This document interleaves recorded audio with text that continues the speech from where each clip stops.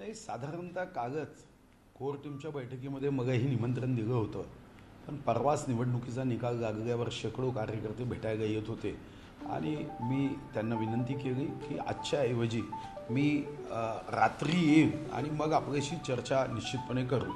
अचानकपणे त्यांनी या संदर्भामध्ये जी भूमिका व्यक्त केली, मला वाटतं की अशी भूमिका व्यक्त करण्याची गरज निश्चितच नाही. शेवटी आम्ही सर्वांनी एकत्र येऊन या पक्षाच्या माध्यमातून जनतेची सेवा करण्याचं जे आमचं व्रत आहे ते आम्ही सर्वांनी एकत्र येऊनच साध्य करायचं आहे. हे खरं आहे की जागेच्या दृष्टिकोनातून बघितलं तर आमच्या जागा कमी आल्या, पण मतदानाच्या दृष्टिकोनातून बघितलं तर मतदानाच्या माध्यमातून मात्र आम्हाला साधारणतः जे मतदान प्राप्त झालं तो जनतेचा आशीर्वाद हा कुठेही कमी नाही आहे. ते 3 पक्ष एकत्र आले आणि आम्हीही 3 पक्ष एकत्र होतो आणि RPIची आम्हाला मदत होती. मताच्या टक्केवारीमध्ये महाराष्ट्रामध्ये अतिशय अल्पसा असा त्यामधला फरक दिसतो आहे. विधानसभेच्या निवडणुकीच्या दृष्टिकोनातून कामाला लागायचं, नियोजन योग्य करायचं, मताचं विभाजन झालं नाही. जे जातीच्या माध्यमातून ज्या पद्धतीने प्रचार झाला, सोशल मीडियाच्या माध्यमातून ज्या पद्धतीचं नरेटिव्ह सेट करण्याचा प्रयत्न झाला, तर निश्चितपणे जनतेला काँग्रेसला किंवा महाविकास आघाडीला जे मतदान केलं लवकरच त्याचा भ्रमनिरास होईल. खटाखट 1 लाख रुपये येणार नाही आणि बेरोजगारी दूर होईल असं सांगितल्यावर यांचे लोकप्रतिनिधी यांनी महिन्याला 100 लोकांनाही रोजगार दिला तर तेही कौतुकास्पद होईल. म्हणजे जेव्हा लोकांना हे समजेल की हे मायावी विचार मायावी रूप घेऊन आले. आत्ता जेव्हा मी आकडे बघत होतो 2,43,45,345 मतदार आम्हाला मतरूपी आशीर्वाद दिला आणि महाविकास आघाडीला 2,50,00,000. साधारणतः 6 लक्ष मताचा फरक दिसतो आहे, यापेक्षा जास्त फरक नाही. तर हे मतदान हे आम्ही सर्व महायुतीचे सर्व राजकीय पक्ष एकत्र येऊन निश्चितपणे जनतेच्या मनापर्यंत यांचा खोटा चेहरा जो महाविकास आघाडीचा आहे तो पोचवण्यामध्ये यश निश्चित येईल, याबद्दल माझ्या मनात शंका नाही. केंद्रामध्ये NDAचं सरकार आहे. यांनी इंडिया अलायन्सनी कितीही स्वप्न पाहिली तरी आपण बघितलं असेल की इंडिया अलायन्समध्ये भारतीय जनता पार्टी 240 आणि काँग्रेसला अजूनही 3 डिजिटचा आकडा हा गाठता आला नाही. स्वप्न पंतप्रधान होण्याचा आहे, आकडा 99च्या वरती जाता आला नाही. आणि म्हणून निश्चितपणे इंडिया अलायन्स कितीही स्वप्न पाहत असेल तरी आता NDAचे पंतप्रधान नरेंद्र मोदीजी हे शपथ घेतील. त्यांना इतर पक्षांचाही पाठिंबा प्राप्त होताना दिसतो आहे आणि मला विश्वास आहे की काही कालावधीमध्ये 350 पेक्षा जास्त हे एकूणच आमचे मित्रपक्ष एकत्र येऊन आम्हाला पाठिंबा प्राप्त होईल. NDAला पाठिंबा प्राप्त होणाऱ्यांची संख्या दिवसेंदिवस वाढते आहे. 325 पेक्षा जास्त मतदान जाईल, जास्त आम्हाला साधारणतः पाठिंबा प्राप्त होईल, 325 पेक्षा जास्त. आणि मग देशात स्थिर सरकार आणि स्थिर निर्णयासोबतच महाराष्ट्र पुन्हा एकदा आम्ही जिंकू. ज्या पद्धतीने राजीनामा सत्र फडणवीसांचं पाहायला मिळालं तर संजय राऊत असं म्हणतात की लोकांनी तुम्हाला नाकारले, लोकांनी तुम्हाला घरी बसवले, राजीनामे का देत नाही. लोकांनी घरी बसवलं असं म्हटलं तर ते मतदानामध्ये दिसायला पाहिजे ना. 2,43,00,000 मतं आम्हाला आहे, 2,50,00,000 त्यांना मतं आहे. मला असं वाटतं की घरी बसवणे याचा अर्थ काय होतो? घरी बसवणे याचा अर्थ जर आम्ही मतामध्ये हे परावर्तित होत नसेल, संख्येमध्ये हे निश्चित आहे की आम्ही कमी आहोत, पण संख्येचा विचार करत असताना हेही तेवढंच खरं आहे आपण मताचाही विचार करतो की आम्ही देशामध्ये आम्हाला साधारणतः 23,60,00,000 मतं पडली. म्हणजे एकट्या भाजपला मी NDAचे मतं धरतच नाही आहे. तर काँग्रेस आजही आमच्यापेक्षा 11 कोटी मतांनी मागे आहे देशामध्ये. 3 राज्य आमची आली, अरुणाचल प्रदेश असेल, ओरिसा असेल, आंध्र प्रदेश असेल, NDAची राज्य आली. आणि म्हणून असं काही थोडा जागा फेरबदल महाराष्ट्रात झाल्याबरोबर जनतेचा कौल आम्हाला नाही असं म्हणणं हे निश्चितच आकडेवारीच्या दृष्टिकोनातून योग्य नाही, हे निश्चित. संघ जे आहे ते मोदींना पर्याय शोधताय, मोदींना सुद्धा घेऊन पाठवू शकतात असंही संजय राऊतांनी म्हटलं. हो, संघ त्यांच्याशी एक डायरेक्ट हॉटलाईन लागली आहे आणि संघ त्यांच्याशी नेहमी हॉटलाईनवर बोलतो. हे काही कारण नाही अशा हॉट गोष्टी करण्यामध्ये. तुम्ही ज्या पद्धतीने सांगता की मतं आमच्याकडे आहेत, मात्र ज्या निकाल लागले विधानसभेवाईज जर विचार केला तर महाविकास आघाडीच्या 150 जागा पुढे दिसतात, तर महायुतीच्या 125 जागांवर आता कल दिसतो तो. तर त्यामुळे हे विधानसभेला कमी फरक पडेल का? नाही, आपण जसं सांगितलं असंच आमचंही होतं. मागच्या लोकसभेत आम्ही ज्या पद्धतीने आम्ही एकत्रित येऊन लढवल्या 200पेक्षा जास्त जागेंवर आम्ही पुढे होतो. आगे 161. कधीही लोकसभा आणि विधानसभा या निवडणुकीचा एकत्रितपणे विचार होत नाही.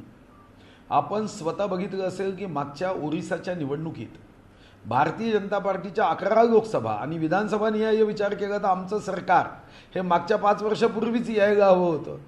पण तेव्हा मागच्या 5 वर्षापूर्वी आमचं सरकार ओरिसामध्ये येऊ शकलं नाही. निवडणुका एकाच दिवशी झाल्या. 1999मध्ये एकाच दिवशी लोकसभा आणि विधानसभेच्या निवडणुका झाल्या. लोकसभेमध्ये आम्हाला विधानसभेच्या मतदानाच्या टक्केवारीपेक्षा तेव्हा लोकसभेमध्ये जास्त मतं पडली होती. कधी आम्ही विधानसभेत जास्त मतं घेतो. मागच्या एका निवडणुकीत आम्ही 2,30,58,525 मतं घेतली. तर मला वाटतं की 150 जागांमध्ये जे तुम्ही म्हणत आहात तशाच्या तशा प्रतिबिंबित होत नाही आणि आम्ही अतिशय नियोजनबद्ध रीतीने आम्ही पुढे जाऊ. तर मला विश्वास आहे की आत्ताही महाविकास आघाडीमध्ये सर्वात जास्त फायदा कोणाला झाला. म्हणजे आम्ही असं म्हणायचो की सहानुभूती उद्धवजींना आहे, सहानुभूती शरद पवार साहेबांना आहे आणि फायदा कोणी घेतला? काँग्रेसनी. सहानुभूतीचा फायदा कोणाला झाला? सर्वात जास्त तर काँग्रेसच्या जागा आल्या. उद्धव ठाकरे साहेबांपेक्षाही कमी जागा काँग्रेसने लढवल्या होत्या. आणि म्हणून याचं एकमेकाशी तर्क लावणं हे कठीण असतं. पुढे लोक निश्चितपणे यांना मतदान केल्यानंतर ज्या आश्वासनाची पूर्तता लोकांना हवी होती ती होताना दिसणार नाही. आणि आम्ही मात्र धडाकेबाज निर्णय घेऊन जनतेचं मन जिंकू आणि पुन्हा एकदा आम्ही एकत्रित येऊन एवढ्या वेगाने चांगले निर्णय करू की जनतेला वाटेल की या अगोदर मी चूक केली, आता आम्ही ही चूक सुधारून महायुतीच्या मागे शक्ती पणाला लावली पाहिजे. मग विश्वास आहे की आम्ही या काही दिवसांमध्ये सर्वसामान्य व्यक्तीचं मन जिंकण्यासाठी सरकारच्या माध्यमातून अनेक निर्णय करू.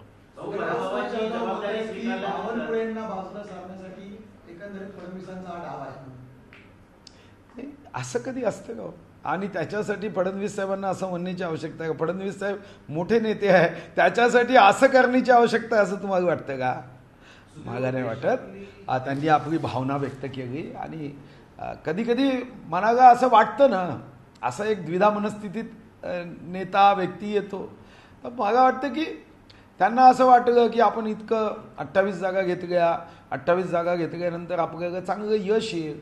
पण काही गोष्टी आम्हाला निश्चितपणे या नुकसानीच्या ठरल्यात. कदाचित यातून सुधारणा आम्ही सर्वच जण मिळून करू. देशातली जी आकडेवारी समोर येते निवडणुकीमध्ये आली आहे, तर इंडिया आघाडीमध्ये असलेल्या सगळ्या घटक पक्षांना म्हणजे काँग्रेस सहित जितक्या जागा मिळाल्या त्यापेक्षा अधिक जास्त जागा भाजपला एकट्याला मिळाल्या. 240 म्हणजे 238 एकंदरीत पूर्ण इंडिया आघाडी होते. भाजपला त्यापेक्षा अधिक म्हणजे एकटा भाजप इंडिया आघाडीतल्या सगळ्या पक्षांना भारी पडला असं तुम्हाला म्हणायचं आहे का? नाही, निश्चितपणे इंडिया अलायन्स सर्वजण एकत्र आलेत आणि सर्वांनी एकत्र येऊन फक्त देश बचाव हा विषयच नव्हता. त्यांच्या दृष्टीने मोदी हटाव एवढाच एक कलमी कार्यक्रम होता. आणि त्यासाठी या निवडणुकीत 1952च्या सार्वत्रिक निवडणुकीनंतर या निवडणुकीचं वैशिष्ट्य आहे की इतकं खोटं बोललेत काँग्रेसचे नेते की तुम्ही विचारच करू शकत नाही. आणि दुसरा एका गोष्टीचा अभ्यास निश्चितपणे केला पाहिजे. यामध्ये काही बाहेर देशात असणाऱ्या काही भारतविरोधी शक्ती याही सक्रिय झाल्या होत्या आणि याच्याबद्दल एका अतिशय विचारवंत पत्रकारांनी लेखी याबद्दलचं पत्र दिलं की याची सुद्धा चौकशी केली पाहिजे. सोशल मीडियामधल्या काही शक्ती ज्या पद्धतीने अतिशय खोटं, एकतर जर्मनीमधून तो एक व्यक्ती भारताबद्दल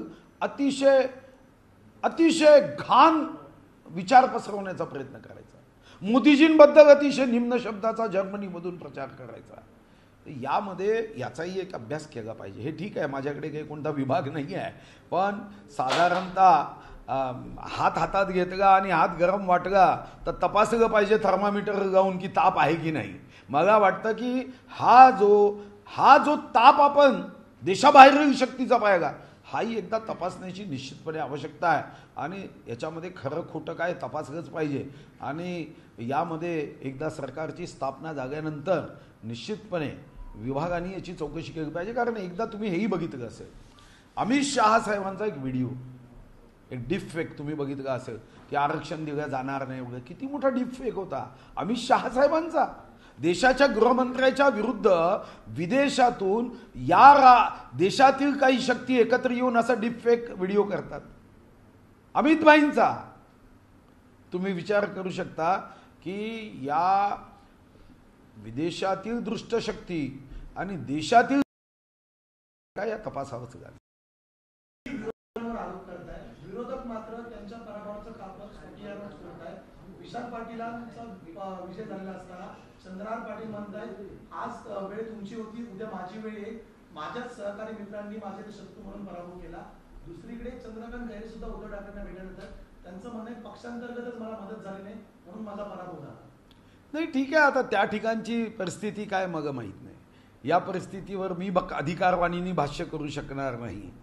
विशाल पाटील जेव्हा उभे होते तेव्हा एक गोष्ट खरी होती की ज्या काही बातम्या आम्हीही टी व्हीतून बघत होतो की विशाल पाटीलांवर अन्याय झाला असा एक भाव निर्माण होऊन कदाचित त्यांना त्या ठिकाणी सहानुभूती प्राप्त झाली असेल. आता यामध्ये चंद्रहार पाटलांचं मत हे त्यांनाच विचारलं पाहिजे आणि त्याचं उत्तर विशाल पाटलांकडूनच घेतलं पाहिजे. त्याचं उत्तर मी देणं हे काही योग्य नाही. नाही, अनेक गोष्टी आहेत त्याच्यामध्ये. मी जसं मागेही सांगितलं की नियोजन करण्यासाठी मग कमी वेळ मिळाला. त्यानंतर जेवढ्या मताचं विभाजन व्हायचं, कारण आजपर्यंत 1996 पासून आम्ही ज्या निवडणुका घडवल्या त्या थेट फाईटमध्ये आम्ही निवडणुका जिंकल्याच नाही. म्हणजे आम्ही 1998ची निवडणूक हारलो, थेट फाईट झाली. 1999ची निवडणूक हारलो, थेट फाईट झाली. आम्ही ज्या ज्या निवडणुका जिंकल्या या साधारणतः मतामध्ये 3 मत घेणारे उमेदवार असायचे आणि आम्ही त्या निवडणुका जिंकल्या. आम्ही ही निवडणूक थेट लढाईमध्ये पराभूत झालो. हां, याचं विश्लेषण हे आम्हाला शांतपणे आम्हाला करायचं आहे, ज्याचं काम आम्ही सुरू केलं. विकास आम्ही केला होता आणि काही जातीगत राजकारणा आडवी आली का, कुठं आम्ही कमी पडलो का, कधी कुठं उमेदवार म्हणून मी कुठं कमी पडलोत का, याचं सर्व विश्लेषण केल्यावर अधिकारवाणीने भाष्य करणं हे निश्चितपणे होईल की यामध्ये ज्या 4,56,00,000 लोकांनी मतदान मगा केलं त्यांनी काय भाव ठेवून मतदान केलं. ज्यांनी विरोधात मतदान केलं 4,56,000 माझ्या बाजूनी केलं, 7 लाख मतदारांनी विरोधात केलं, तर ते का केलं याचं विश्लेषण मात्र आम्ही निश्चितपणे करू. कारण एक सूत्र तर मी अनेक वर्षापासून माझ्या मनात बिंबवलं आहे क्या जीत में क्या हार में किंचित नाही भयभीत में. जर हे मिशन म्हणून आम्ही काम करतोय तर त्यात जनतेने यश दिलं हेही मी विसरता कामा नये. 6दा मी विधानसभेत निवडून गेलो अल्पसंख्य असतानाही. मी कोणत्याही बहुसंख्य समाजामध्ये जन्म घेतला नसतानाही अल्पसंख्य असूनही लोकांनी जर एवढं प्रेम केलं असेल तर एखाद्या निवडणुकीमध्ये कमी पडलो तर त्याच्यासाठी चिंतन विश्लेषण करून मी पुढे जाईल. लोकसभेनंतर आता रत्नागिरी विधानसभेवर सुद्धा भाजपनं दावा केला की निलेश राणे म्हणाले की आता तिथे प्रतिनिधी रत्नागिरीचे, पण विधानसभा सुद्धा ही आमची महायुतीत वाद होण्याची शक्यता आहे. मला असं वाटतं की महायुतीमध्ये आमचे 3ही नेते इतके समजदार आहे की वाद होण्याची दूरपर्यंत कुठेही शक्यता नाही. यामध्ये कधी कधी एखाद्या मतदारसंघामध्ये व्यक्तिगत असं एखाद्याने काम केलं नसतं. आता जेव्हा एखादा व्यक्ती काम करत नसतो तेव्हा उमेदवाराला स्वाभाविकपणे वाटतं की असं काहीतरी आपल्याबद्दल झालं असावं. आणि मला व्यक्तिगत रीतीने वाटतं की काम न केल्याचा जेव्हा मनात विचार येतो तेव्हा त्याचं विश्लेषण योग्य पद्धतीने केल्याशिवाय महायुतीमध्ये कुठेही वादविवाद होईल असं मला वाटतं. 180 ते 185 जागा विधानसभेला आम्हाला मिळतीलच संजय राऊत यांनी छाती ठोकपणे दावा केला. जयंत पाटलांनी सुद्धा असं म्हटलंय 180 जागा आपण विधानसभेला जिंकू. असं आहे की पहिल्यांदा त्यांनी काँग्रेसच्या किंवा महाविकास आघाडीच्या कार्यकर्त्यांमध्ये हवा भरण्यासाठी विश्लेषण असं केलं, पहा आमच्या 30 जागा आहे, त्यांच्या 17 जागा आहे, थोडी हवा भरली. पण नंतर जेव्हा मताची आकडेवारी आली आणि तेव्हा लक्षात आलं की 2,43,00,000 साधारणतः 45,000 मतं ही महायुतीला आहे आणि 2,50,00,000 ही मतं महाविकास आघाडीला आहे, तेव्हा लक्षात आलं की आपण मोठ्या प्रमाणावर जनतेने आपल्याला पाठिंबा दिला असं या मतदानाच्या आकडेवारीच्या गणतावरून वाटत नाही. मग आता दुसरा काय, तर मग दुसरा आम्ही 150 विधानसभेत पुढे आहोत. आता त्याही दुसऱ्या विधानसभेत जेव्हा विश्लेषण केलं जाईल तेव्हा याच्याशी त्याचा काहीही संबंध राहत नाही. म्हणजे तुम्हाला मी सांगितलं 19 आम्ही 222पेक्षा जास्त जागांवर पुढे होतो. निवडून 161 जागांवरच भाजप आणि शिवसेना आली होती. म्हणजे आमच्याही जागा कमी जागा होत्या आणि म्हणून याचा त्याच्याशी संबंध आहे असं म्हणणं योग्य नाही. साधारणतः पुढच्या 3-3.5 महिन्यामध्ये ते तर 185 सांगताय. मी तुम्हाला निश्चितपणे सांगू शकतो की माननीय एकनाथ शिंदेजींच्या नेतृत्वात, माननीय देवेंद्रजीच्या नेतृत्वात, माननीय अजितदादाच्या सहकार्याने आम्ही सरकारी स्थापन करू आणि त्यांनी जो आकडा सांगितला त्यापेक्षा जास्त जागा आम्ही जिंकू. देवेंद्र फडणवीस पायावर आणण्याची त्यांनी भूमिका जी घेतली आहे, हा कोणत्या रणनीतीचा भाग आहे, काय आहे रणनीती? नाही, असा मी काही मनकवडा नाही आहे, पण याच्याबद्दलचा प्रश्न तर देवेंद्रजीला विचारला पाहिजे. फक्त मला एवढं माहिती आहे की पार्टीमध्ये आम्ही पहिलेपासूनच जे सूत्र आहे, पथका अंतिम लक्ष्य नहीं है सिंहासन पर चढ़ते जाना, सब समाज को साथ लिए हमको है आगे बढ़ना. मला वाटतं की या पार्टीमध्ये प्रेसिडेंट प्रिसाइड बॉडी डिसाइड असं एक वाक्य व्यंकय्या नायडूजी असताना त्यांनी वापरलं. या ठिकाणी जर सामूहिक नेतृत्व असेल तर मग सामूहिक नेतृत्वाच्या बाबतीमध्ये एकत्र येऊन आपण सामूहिकपणे काम करू ना पुढे. याच्यामध्ये राजीनामा देऊन जागा वाढत असतील तर निश्चितपणे आपण म्हटलं असतं की राजीनामा दिल्यावर जागा वाढतील. शेवटी आपण सामूहिक नेतृत्व हे या पक्षाला मान्य आहे आणि म्हणून सामूहिकपणे आपण काम करून या यशापर्यंत सामूहिकपणे जाऊ. हेच मला वाटतं की या भारतीय जनता पार्टीचं विजयाचं खरं सूत्र असावं. पण पक्षात एक शिस्त असते किंवा एक शिरस्ता आहे भाजपचा विशेषतः की ज्यावेळेस नैतिक जबाबदारी स्वीकारून राजीनामा दिला जातो. आता जे.पी. नड्डांचा राजीनामा घेऊन शिवराज चव्हाणांचं नाव पुढे येते. तशाच पद्धतीनं महाराष्ट्रात सुद्धा काही भाजपमध्ये फेरबदल होण्याची शक्यता निर्माण झाली आहे. असा आहे फेरबदल. तुम्ही जो म्हणाला जे.पी. नड्डांचा राजीनामा घेऊन शिवराज चव्हाणांचं नाव येत आहे, तर यासाठी नाही येत आहे की जे.पी. नड्डांच्या नेतृत्वात तर NDAचं सरकार बनत आहे. त्याच्यामुळे असा प्रश्न आहे का, किंवा शिवराज चव्हाणांना आता 2929 जागा मध्य प्रदेशमध्ये निवडून आल्यात म्हणून आता काय तुम्ही शिवराज चव्हाणांना पुन्हा मुख्यमंत्री म्हणून पाठवणार आहात का. मला वाटतं की जे.पी. नड्डांच्या नेतृत्वामध्ये आपण सरकार स्थापन करतो आहे हे खरं आहे. आणि तुम्हीही समजू शकता की तिसऱ्यांदा सरकार स्थापन करत असताना पंडित नेहरूंचा रेकॉर्ड आता मोदीजी मोडते आहे की तिसऱ्यांदा सरकार माननीय मोदीजींच्या नेतृत्वामध्ये इतक्या देशातील देशी शक्ती आणि विदेशी शक्ती एकाच विचाराने माननीय मोदीजींना हटवण्याचा प्रयत्न करत असतानाही पुन्हा एकदा आता हे खरं आहे की काही ठिकाणी आम्ही जे लक्ष निश्चित केलं तिथं कमी पडलं आणि हे कमी पडण्याची कारणंही तुम्हाला माहिती आहे की पश्चिम बंगालमध्ये आमच्या अपेक्षा एवढ्या जागा आल्या नाही, उत्तर प्रदेशमध्ये आल्या नाही, महाराष्ट्रात आल्या नाही. जर या 3 ठिकाणी आम्ही जर जागा जिंकल्या असत्या तर तुम्हीही विचार केला असता की आम्ही तर मग याच्यात तर पुष्कळ पुढे गेलो असतो. पण काही ठिकाणी आम्ही उत्तम कामही केलं. मध्य प्रदेशमध्ये 29 पैकी 29 आल्या. जर तेलंगणामध्ये कोणी म्हणूच शकत नव्हते की आत्ता जर मागच्या निवडणुकीचा विचार केला विधानसभा निहाय तर साधारणतः 17 पैकी 15 जागा काँग्रेसने जिंकायला हव्या होत्या. आत्ताच निवडणूक झाली, 15 जागा जिंकल्या नाही, 8 आम्ही जिंकल्या. त्यामुळे मला व्यक्तिगत रीतीने वाटतं की देशामध्ये अशा पद्धतीने नैतिक जबाबदारीचा विषय उपस्थित होत नाही. सामूहिक निर्णय असतात आणि जिथं योग्य आहे तिथं गती अजून वेगाने वाढावी म्हणून फेरबदल होऊ शकतो. पण इथं मला व्यक्तिगत रीतीने वाटत नाही, कारण आमच्या पक्षामध्ये सामूहिक निर्णयाची परंपरा आहे.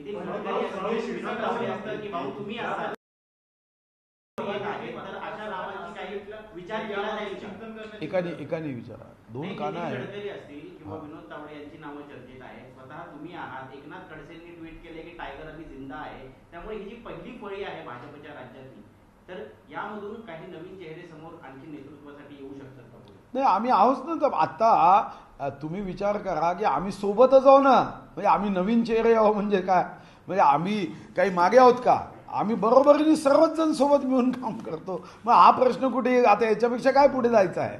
मला नाही वाटत की आम्ही सोबतच काम करतो.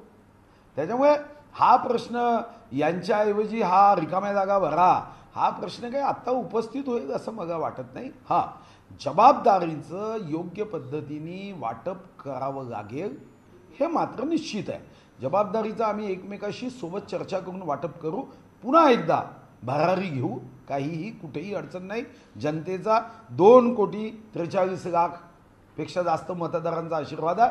ही आमची ऊर्जा आहे, ही आमची शक्ती आहे. भाऊ संजय शिरसाट असे म्हणतायत की ज्या पद्धतीने जागा वाटप आहे त्या कुठेतरी उशिरा झाला, त्याच्यामुळे कमी वेळ मिळाला. त्याच पद्धतीने देवेंद्र फडणवीसांनी घेतलेल्या सभा या सर्वात जास्त होत्या. मात्र याबाबतचे सर्व चिंतन करण्याची गरज आहे. नाही नाही, असं आहे, सभांचं नाही, एकूणच सर्वच विश्लेषण करावं लागेल ना. आपण जेव्हा गुणपत्रिकेमध्ये आपण बघतोय तर तेव्हा आपल्याला प्रत्येक बाबीचं चिंतन केलं पाहिजे. आणि एक कोणतीही गोष्ट ही याचा परिणाम झाला असं म्हणणं योग्य नाही. जर तुम्ही मला विचाराल तर मी आत्ता कागद काढून दाखवू शकतो. मी या 2 दिवसामध्ये कमीत कमी 400 ते 450 लोकांशी बोललो आहे. आता प्रत्येकाचा एक अलग मुद्दा आहे. कोणी सांगितलं की सोयाबीनचा जो भावांतर आहे ते आम्ही जर लवकर सांगितलं असतं तर कदाचित जागा वाढल्या असत्या. कांद्याच्या निर्यात बंदीबद्दल कोणी सांगतं, कोणी जो मराठा आरक्षणाचा विषय झाला त्यातून काही ठिकाणी नुकसान झालं असं कोणी सांगतं. काही ठिकाणी काही थेट भूमिका आम्ही घ्यायच्या होत्या, त्या थेट भूमिका आम्ही घेऊ शकलो नाही म्हणून काही लोक सांगतात. काही लोक सांगतात सोशल मीडियामध्ये आम्ही मागे पडलो. काही लोक सांगतात की काँग्रेस आणि महाविकास आघाडीने ज्या पद्धतीने खोट्या कथा कुंभांड रचलं ते आमच्यावर वार करत होते आणि आम्ही मात्र ढाल घेऊन होतो. आम्ही एका हातात तलवार आणि एका हातात ढाल घ्यायला हवी होती. आमची तीच चूक झाली की ते खोटे वार करत होते, लोकांमध्ये अफवा पसरवत होते, दंतकथा पसरवत होते. सोशल मीडियाच्या माध्यमातून हे जेव्हा करत होते तेव्हा मात्र फक्त आम्ही त्याचं उत्तर देण्यामध्ये आम्ही काम केलं. उत्तर देण्यासोबत त्यांचा नकाब टळाटळा फाडण्यामध्ये आम्ही कमी पडलो. म्हणजे हे मात्र निश्चितपणे कदाचित एक कारण असू शकतं. एक कारण असंही असू शकतं की आमच्या पक्षामध्ये सर्व जे कार्यकर्ते होते या कार्यकर्त्यांनी या ठिकाणी एक आत्मविश्वास होता की आम्ही मोदीजींचं नाव आमच्यासोबत आहे, हम तो आगे बढ़ जाएंगे. पण कधी आपल्यालाही थोडासा आपल्या कामात नियोजनामध्ये बदल करावा लागतो. ही सुद्धा भूमिका असू शकते. आता मलाही व्यक्तिगत रीतीने वाटायचं तर मला असं वाटतं की मी माझ्या निवडणुकीमध्ये विश्लेषण केल्यानंतर अनेक गोष्टी माझ्याही लक्षात आल्या आणि हे बरं आहे की विधानसभेच्या अगोदरच या गोष्टी लक्षात आल्याने यामध्ये सुधारणा करणं हे शक्य आहे. एक सप्लिमेंटरी एक्झाम बाकी आहे, त्याच्यामध्ये मेरिट येणं हे सोपी आहे. भाऊ, देशामध्ये सरकार तुमचं बनतंय, जे मित्रपक्ष आहेत त्या सध्या सोबत आहेत, तर काही दिवसात हे मित्रपक्ष सोडून जातील आणि त्यानंतर कुठेतरी आपल्याला एक वेगळी खेळी करता येईल असा दावा जो आहे तो इंडिया आघाडीचा आहे. मी तुम्हाला सांगू का, तुम्ही हे रेकॉर्डमध्ये ठेवा. इंडिया आघाडीचेच काही पक्ष काही दिवसात, काही आठवड्यात किंवा काही महिन्यात पाठिंबा देतील. मगा यांच्यामधल्या काही अंतर्गत गोष्टी मगाही माहिती आहे. आज जर इंडिया अलायन्सला, मी तुम्हाला सांगतो की इंडिया अलायन्सनी आमचा पंतप्रधान पदाचा उमेदवार हे जे म्हणताय ना की आम्हालाही एकदा फक्त एकत्रित घोषित करून दाखवा की आमच्या गाडीमध्ये स्टिअरिंगवर हा नेता बसेल, यांचा बेंदा फाक झाल्याशिवाय राहत नाही. यांची ताकदच नाही नेता निवडीची. यांची गाडी विदाऊट स्टिअरिंगची आहे आणि स्टिअरिंग लावल्यावर सुद्धा स्टिअरिंग कोणाच्या हातात द्यायचं यावर सुद्धा एकमत नाही. आणि म्हणून काही यांच्याच इंडिया अलायन्सच्या नेत्यांनी बैठकीमध्ये बसल्यावर यांचे चेहरे बघून घ्या आणि झूम करून बघा, तुमच्या लक्षात येईल. आणि हा चेहरा वाचा तुमच्या मीडियाच्या माध्यमातून. यांच्या चेहऱ्यावर फक्त 0 आणि 0 दिसेल.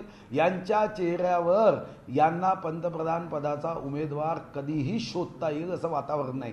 आणि हे मोदींना पराभूत करण्यासाठी चालले. अरे मोदीजी एकदा प्रधानमंत्री झाले की लक्षात ठेवा इंडिया अलायन्सचे एवढे तुकडे होतील. हे एकमेकाच्या विरुद्ध लढले. पश्चिम बंगालमध्ये तुम्ही बघा बरं, पश्चिम बंगालमध्ये काँग्रेस का विरुद्ध लढली? जर तुमची वैचारिक एकवाक्यता आहे, काय एका विरुद्ध लढली? का सांगलीमध्ये तुम्ही एकत्र येऊ शकले नाही? तुम्ही का पंजाबमध्ये एकमेकाच्या विरुद्ध लढलेत? याचा अर्थच असा आहे की आत्ता अजून काही दिवस जाऊ द्या, माननीय मोदीजींचा शपथविधी होऊ द्या आणि मग तुम्ही लक्षात घ्या या पक्षापैकी अनेक पक्ष हे मोदीजींचं कौतुक करण्यामध्ये कुठेही कमी पडणार नाही. अनेक शत्रुघ्न सिन्हा तुम्हाला या पक्षांमध्ये दिसतील. त्या ठिकाणी भाजपने आता बॅनर लावलेले आहेत. लाख लाख धन्यवादचे. ज्या ठिकाणी वरळीमध्ये उभटाचे 3 आमदार आहेत, माजी महापौर आहेत, उपमहापौर आहेत, त्या ठिकाणी अवघ्या 6,000चं लीड अरविंद सावंत यांना मिळालेलं होतं.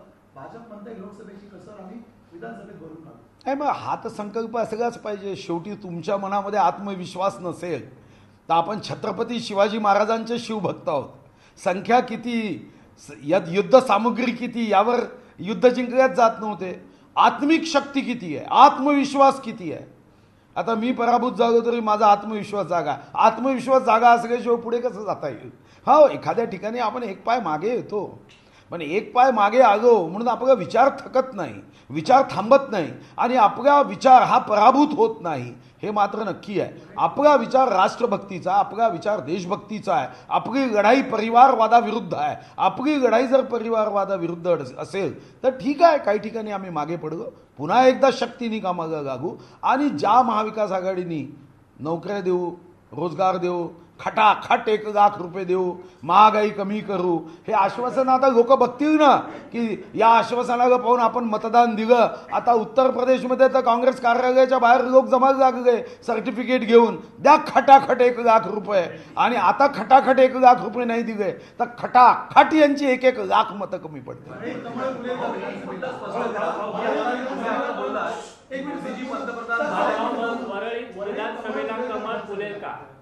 अरे हा प्रश्नच नाही, हा आत्मविश्वास आहे की आता आमचा आत्मविश्वास वाढला. 6,000 मतापर्यंत आम्ही आता मजल गाठू शकतो, तर 6,000पेक्षा पुढे जाऊन 12,000 मतापर्यंत योग्य नियोजनातून महायुती निश्चितपणे पुढे जाईल. आणि मग विश्वास आहे एकनाथ शिंदेजी, देवेंद्रजी विशेष लक्ष हे या मतदारसंघात देतील. तुम्ही आता एक सांगितलं की मोदीजी पंतप्रधान झाल्यानंतर इंडिया आघाडीतले बरेच पक्ष येतील, म्हणजे अंदर की बात तुम्ही नंतरची सांगितली. पण आताची अंदर की बात जी समोर येत आहे की शपथविधी आधीच सौदेबाजी सुरू झाली आहे. म्हणजे की नितीश कुमार यांनी कोंडी करायला सुरुवात केली, रेल्वे, कृषी हे खातं सुद्धा त्यांनी मागितलंय, वित्त मंत्रालय देण्याची मागणी केली आहे. चंद्रबाबू नायडू सुद्धा आग्रही आहे. मला व्यक्तिगत रीतीने वाटतं की कोणीही आग्रही नाही, पण दुर्दैवाने इंडिया अलायन्सच्या माध्यमातून पहिल्यांदा काही बातम्या सोडल्या गेल्या. पहिल्यांदा असं सांगण्यात आलं की शरद पवार साहेब आता नितीश कुमारजीशी बोलतील, चंद्राबाबूशी बोलतील. पहिला तर माझा आक्षेप आहे, अरे तुम्ही निवडणुकीत प्रत्येक भाषणामध्ये रडारडी करत सांगायचे की यांनी पक्ष फोडले, पक्ष फोडले, पक्ष फोडले, आणि तुम्ही ताबडतोब NDA फोडायचा प्रयत्न करता. असं तुम्ही जाहीरपणे अभिमानाने आमचं हे कर्तृत्व आहे, आम्ही एक्सपर्ट आहोत, आम्ही PhD आहोत असं सांगण्याचा प्रयत्न करता. कोणती तत्व आहे, कोणती प्रिन्सिपल आहे तुम्ही जर NDAला स्पष्ट बहुमत NDAचं आहे, आम्ही NDA म्हणूनच निवडणूक लढवली आहे, तर मग भारतीय जनता पार्टीचे 240 खासदार असं सांगण्याचं कारण काय. इंडिया अलायन्स हे भाजपपेक्षा कमी आहे हे तुम्ही मान्य करायला तयार नाही. दुसरी गोष्ट की तुम्ही कितीही प्रयत्न केला तरी NDAचे पक्ष आता फोडू शकत नाही. तुम्ही आमच्यावर आरोप करायचे आणि तुम्ही आता खरा चेहरा हा तुम्हीच दाखवत आहात की आमचं कामच आहे पक्ष फोडण्याचं. आता तुमचे पक्ष फुटतील असं वातावरण आहे आणि भविष्यात तुम्ही बघून घ्या. हे या अगोदरही मी सांगितलं तेव्हा आमचे मित्र आहे, अतिशय निकटचे मित्र जयंत पाटील साहेब, ते म्हणाले हे हसीन सपने आहे, आणि नंतर पक्ष फुटला. मी विधानसभेत सुद्धा जाहीर भाषणात विचारायचो. खरं तर जयंत पाटलांनाच मी आमंत्रण दिलं होतं, पण उघड जागा. भाऊ, ज्या पद्धतीनं उद्धव ठाकरे यांना लोकसभेत मिळालेली आहे आणि शरद पवार यांना लोकसभेत मिळालेली आहे, त्यानंतर जे पक्ष सोडून गेलेले आहेत आमदार ते सुद्धा स्वगृही परतणार असल्याच्या माहिती समोर येते. नाही, असं आहे, तुम्ही ही माहिती तुमच्या चॅनलवरून केल्यावर मीही आमचे काही मित्र आमदार ज्या त्या पक्षात आहेत त्यांच्याशी विचारणा केली. एकही व्यक्ती जायला तयार नाही.